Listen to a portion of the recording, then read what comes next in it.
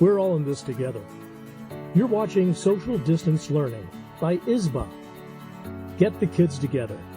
Learn something new. Ask a few questions and engage.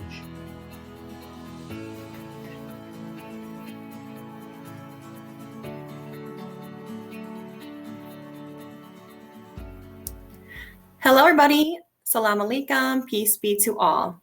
Thank you so much for joining us here at ISBA Social Distance Learning. During this COVID-19 pandemic that's affected every single person across the globe, we are doing our part here at Islamic Speakers Bureau of Arizona to try to reach out to the communities that are being affected by the fact that we're all at home and we are lacking the connectivity that we're so used to as communities. And I'm very, very excited to share with you some Ramadan traditions that we practice here in the United States. And thank you so much for taking the time out of your morning or your afternoon, wherever you are, or evening, to join us here at ISBA. My name is Ayla Linder, and I'm a speaker at the Islamic Speakers Bureau of Arizona. And I just wanted to point out a couple of things before we get into the program. If you are a student today attending for extra credit for your school, go ahead and pay attention. There's going to be an attendance button that will show up on your screen. You see it right there. And keep an eye on that. Every time you see that attendance button, you are required to write the word HERE, that's H-E-R-E, in the comments down below. And that way your teacher knows you're engaged, that you're not just putting this video on and then walking away to take a nap. So thank you so much for attending if you are a student here. And also, I will be taking questions throughout. This is meant to be an interactive presentation. I'm taking the place of us being in a room where you would actually ask questions throughout a presentation that I would give. So go ahead, and whether you're on Facebook or YouTube, please look at find the comment box down below. And you can locate that now while we're going through the beginning process of the class. And you can go ahead and write in there any questions. And I have a moderator, and he's going to give those questions over to me so that I can answer those as I find the time in the presentation. And I really appreciate you asking any questions as we go along. And I'll try to get back to you if there's a question that comes up that I'm not 100% sure on.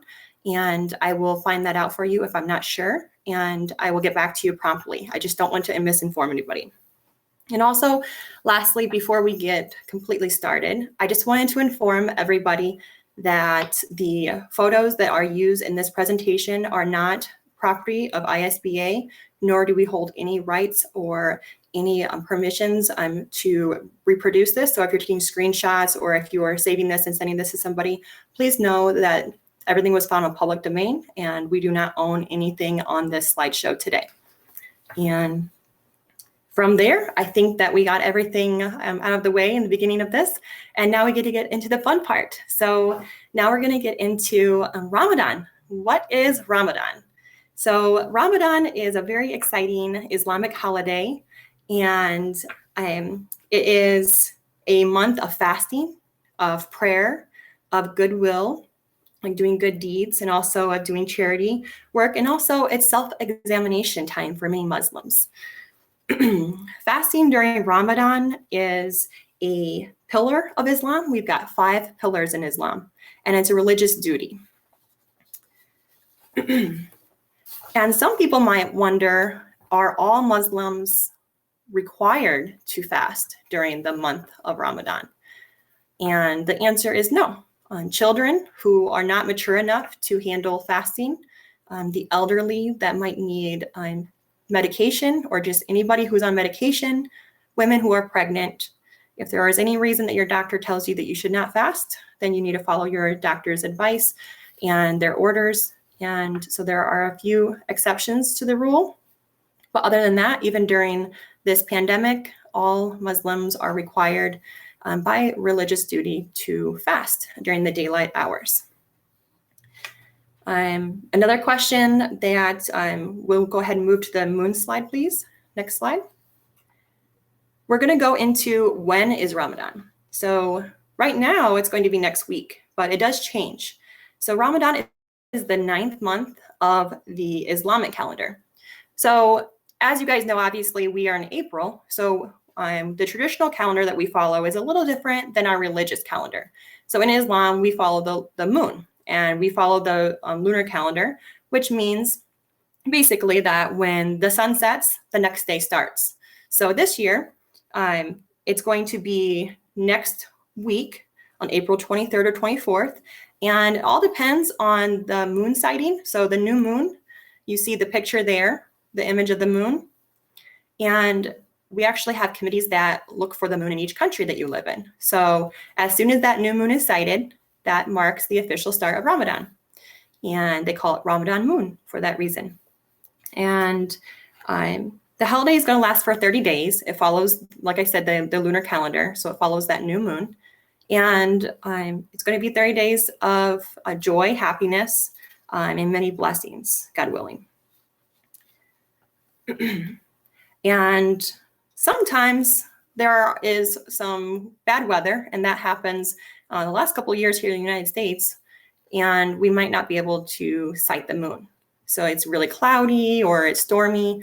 And so what happens is Muslims, if they're living in a country where there is no moon sighting, then they will follow a country that might be in a little more sunnier or a little more clear sky. And they'll follow the first day of Ramadan according to another country.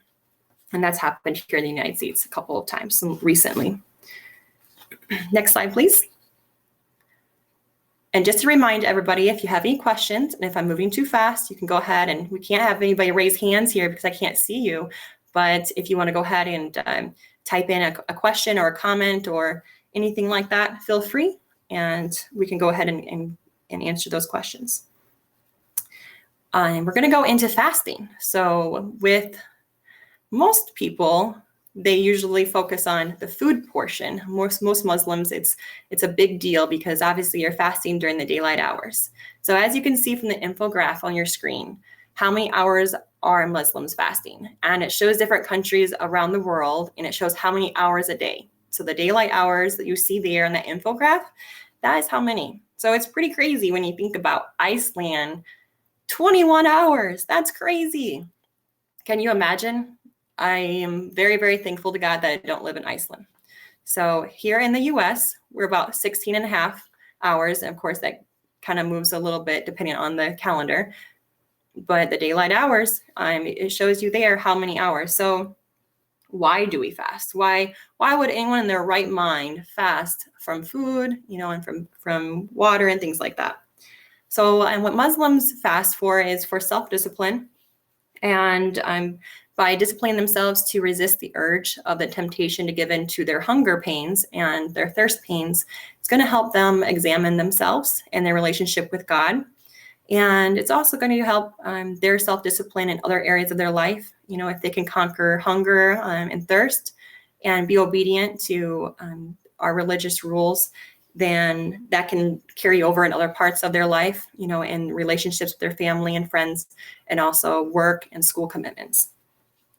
Another thing that they fast for, so Muslims also, they spend time reading the Islamic holy book called the Quran. So during Ramadan, especially during Ramadan, there is a very, very, very large emphasis on the Quran, obviously. And so by not eating all day, what else are you going to do? We're all at home right now. Most of us are at home right now. So what else are we going to do? I'm sure a lot of you guys, like me, are eating a lot more. And because we can't get out of the house, we might not be exercising as much.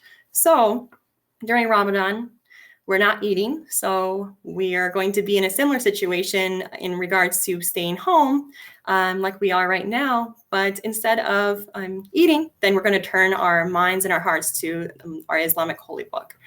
I have a question here from Donna.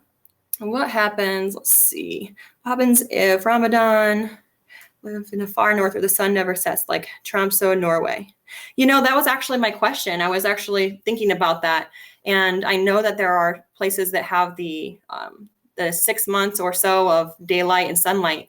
And I am not sure. I'll find out. That's actually a question I had for myself yesterday. And I was thinking about that. And I know that changes as well with the calendar and all that, with the globe moving. So I'm not really sure if there's a spot where Ramadan is going to be moved due to the lunar calendar and to those daylight hours or the sunset. I'm not sure if they have they might possibly have special fasting, what they call fatwas, which are rules from the Islamic authority of the country. But I will find out for you, Donna. Thank you so much for that question. And that would be an extreme. Can you imagine the extreme of that in regards to fasting during the day? And in regards to fasting, as well as reading the Quran, they're also going to be, the fasting is also going to help them become more disciplined in their studying of the Quran and also of their relationship with God. And another question that a lot of people ask is whether or not you can drink water. So the water, the food, anything, juice, anything like that, that's all forbidden during the daylight hours from the beginning of the day to the end until after the sun sets. And another thing too is nicotine for those who are smokers. That's also a thing that smokers have to avoid as well during the day, and other forbidden activities that will distract Muslims from worshiping God and spending time in reading the Quran. Next slide. And we're going to go into the end of Ramadan. So the end of Ramadan, there is going to be lots of treats, as you see here. There's a festival, it's called Eid, and it ends the 30 days of fasting and prayer and time with family. And in the United States, there are several different types of ways, whether it be a community dinner or a family dinner where the community is invited to a family's house. Lots of sweets, lots of food, lots of celebrations, lots of happiness. And this is also a time when Muslims, they give their charity. So in regards to the charity, if they have a charity of their choice, or if they want to donate to a specific cause, like a local school, they do this as well. They try to remember to get this done before Ramadan ends. And they basically invite the entire neighborhood, whether you're religious or not, the entire neighborhood is invited. In the US, there are many mosques that invite the entire community. And there are also huge stadiums where they have huge celebrations in public, secular areas. And the entire community, regardless of your religious affiliation, are invited to these community dinners and invited to break the fast with Muslims and join together, in community. And that's really the overall idea of Eid, is to celebrate 30 days of fasting and all of this time with the family. And it's a really fun time. Jerica Whitford, thank you so much for your question. She's asking, what's your favorite sweet? All of them, but I especially like something that's called mamul, and there is picture of it here. It's a delicious cookie. It's flaky. It's kind of flaky and creamy, shortbready kind of tasting. And sometimes you can put nuts and fillings in them. Sometimes it's just the cookie itself, but it's very delicious. And I can probably eat half of a bowl. So that's the time when obviously we kind of let our appetites get the best of us. And sometimes we eat a little bit too much, but it's fun for the kids as well. There's a lot of celebrations during Eid for the children. Gifts are given to the children in the form of small amounts of money, some wrapped gifts, some sweets and things like that. And some places have carnivals. Here at our house, due to the situation, obviously, with COVID-19 and everything being closed, we're thinking about doing like a little mini carnival here in our home. Don't know. I don't know. I have no clue what we're going to do. That sounds a little bit crazy, I know. But yeah, so lots of delicious cooking and sharing with our neighbors and our friends and family. And I think we're going to go to slide number 5. And we're going to talk about what else do Muslims do during Ramadan. So it's written in the Islamic holy book, the Quran, which you see there in the photo, that God revealed the words written in the Quran to Prophet Muhammad, peace be upon him, during this time of year. So during Ramadan, Muslims are encouraged to read through the entire Quran. They're encouraged to memorize it if possible. either through individual reading and in conjunction with their 5 daily prayers, or they can also go to the local mosque and they can engage in a community prayer. And this is a late night prayer that happens after the 5th prayer of the day. This is not required, it's not mandatory, but it's very, very welcomed in Ramadan. Unfortunately, again, due to the pandemic, the mosques are all closed, so they're encouraging everybody to conduct the late night prayers in their homes with their families. At the mosques, an imam, which is a religious scholar that has actually, they have actually memorized the entire Quran, which is amazing. And they've actually memorized everything so they can lead the prayer without having to have the Quran in their hand. And that is how the traditional prayers at night go during Ramadan, and they're very important. So that's going to be something that's going to be very different for us during Ramadan this year. And Donna, thank you so much for asking. I've got a question here. Are there traditional foods that are always part of Eid? There are traditional foods, and it's all dependent upon your culture. So there are some things I was looking up to try to bring, but I thought I would just talk about it. So in Bosnia, there's a poached apple, with caramel and syrup and things like that on it.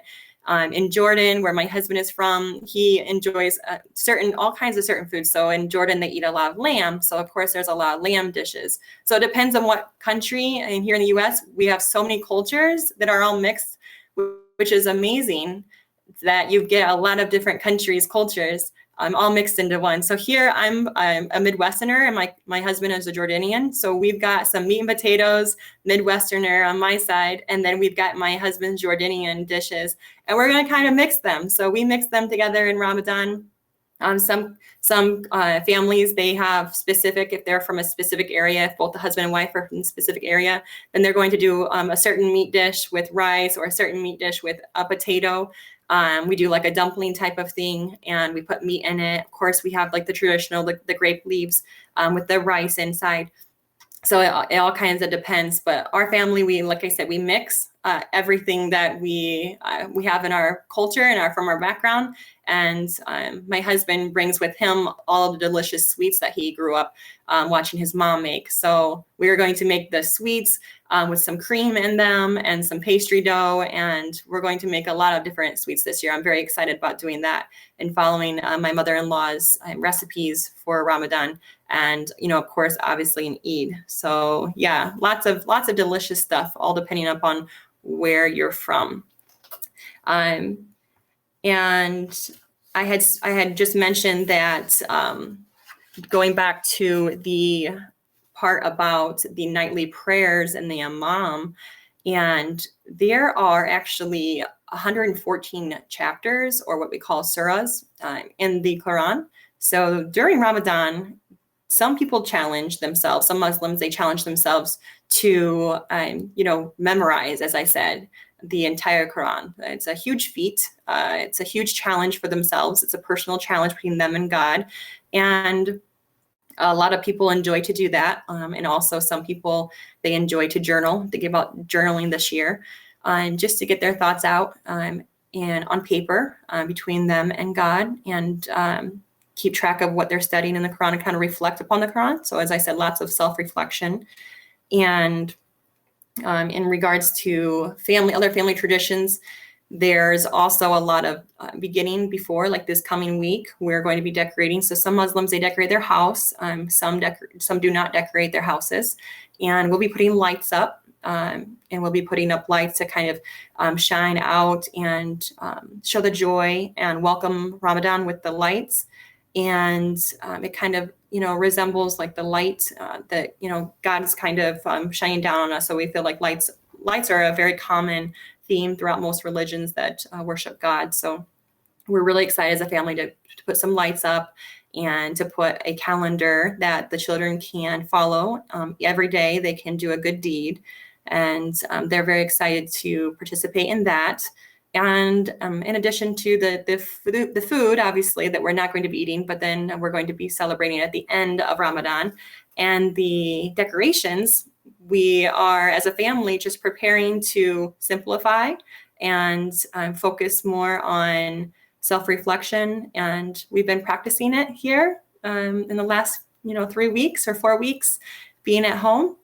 And I myself just got finished. I'm just now finishing my quarantine. I came down with the COVID-19 presumed case. So thank God I'm healthy and our family is healthy, but we've been practicing this quarantine situation that the most of you guys have as well. And we're excited to continue to stay in the home and have a reason to celebrate and have something exciting to do while we're here in the home together. And I hope that everybody is excited, regardless if you're celebrating a holiday or not, but just to spend the time with families during this time, during this pandemic, trying to find that light inside of all the darkness out there. And here at ISBA, we really appreciate the time that you're spending listening to myself and all the other speakers.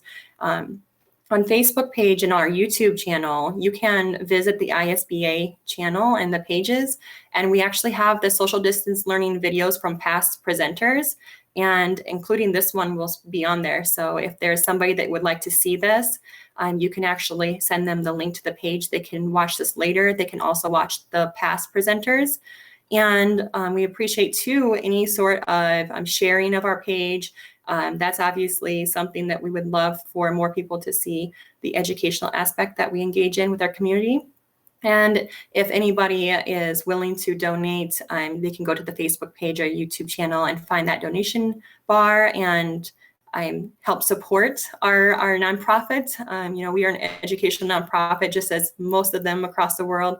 We are, hurting obviously due to the pandemic, as everybody is. But if, for example, you're not going for your coffee run and you have a few dollars to spare a week or a month, and you would like to direct those few dollars, that change, over to ISBA, we would greatly appreciate anything that you have to contribute, and that would help with our mission of educating the communities and, helping reduce the stereotypes of Muslims in the neighborhood. And I've got another question from Donna. If you guys want to go ahead and type your questions in, I'm going to go ahead and answer this one. And then I can start answering more questions or comments.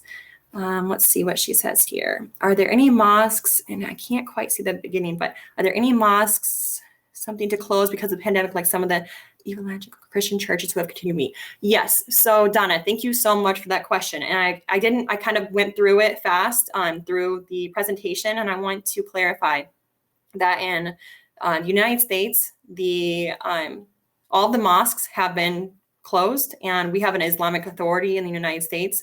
Each country follows the official Islamic authority, and they have since mid or beginning March, all mosques have remained closed for prayer, for everything, obviously, for educational services and all these things. And they just announced that for Ramadan, everything will remain closed. And obviously, unless the things are lifted, the social distancing is lifted before Eid, we're assuming Eid will also be in home. So until further notice, everything in the United States is canceled, unfortunately. So I just want to clarify that if you are interested in doing something with the community, you can reach out to ISBA, and you can learn more about what we do during the holiday, and also to partake in any sort of virtual get-togethers that people might be doing or conducting for the community. I'm sure there's a lot of creative people out there that are creating some sort of way to connect, just as we are with social distancing presentations. So if there is something that you're wondering or wanting to know after this presentation, feel free to reach out to us via Facebook or YouTube, and we will get back to you as soon as we can. And we really, like I said, appreciate the time. And we have about 5 more minutes, but I don't want to drone on and on. If we have some more questions, if you have any questions about Ramadan, as I said, I have a family of 4, myself, my husband, we have 2 children, and we are very excited to bring Ramadan in with a few decorations in the house, get ourselves ready and clean our pantry out. And then we will have our house cleaned up and do a deep clean and prepare to welcome Ramadan next week, as soon as the new moon is sighted, God willing. And very, very excited for the holiday and the new moon to arrive. And I wanted to thank the entire community and whomever else in the world is listening for taking the time out to learn a little bit about Ramadan traditions. And for all of those who commented, thank you so much for interacting and engaging with me. And it was a pleasure to join everybody in the world in your home or your office, wherever you are. And I just hope that everybody stays safe and healthy. And thank you, Donna, so much for another question. I love when people ask questions. She's asking, what is a traditional Ramadan greeting? So you can say, Happy Ramadan. That's an easy way. There are other ones in Arabic, but if you're an English speaking person, you can just say Happy Ramadan to anyone here, in your community. And that is very much appreciated. If you notice someone like myself who's wearing a hijab or a scarf and you know that they are Muslim, then you can say that to them. And if you can't tell whether or not they are, then you can still say that, because it's always good to wish people happy holidays.